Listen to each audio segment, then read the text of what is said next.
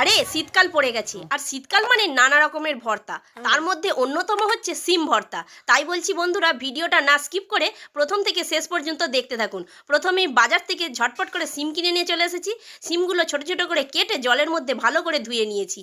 এবার এই সিম ভর্তার জন্য লাগছে দুটো কাঁচা লঙ্কা। আমি দুটো কাঁচা লঙ্কা ধুয়ে নিয়েছি। আর নিয়েছি কিছুটা পেঁয়াজ কুচি, একটা পেঁয়াজ, বড় সাইজের পেঁয়াজ কুচি নিয়েছি। আর 4 টুকরো আমি রসুন নিয়েছি।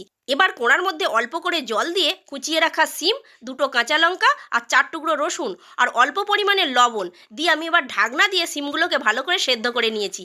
এবার মিক্সচার গ্রাইন্ডারের মধ্যে নিয়ে ভালো করে আমি পেস্ট করে নিয়েছি। সমস্ত পেস্টটাকে আমি প্লেটের মধ্যে তুলে রেখেছি। এবার কোড়ার মধ্যে অল্প পরিমাণে তেল আর কিছুটা কালো জিরে, একটা গোটা শুকনো লঙ্কা আর কুচিয়ে রাখা পেঁয়াজ দিয়ে ভালো করে আমি নেড়ে নিয়ে এবার বেটে রাখা সিমটা আমি ওর মধ্যে দিয়ে দিলাম।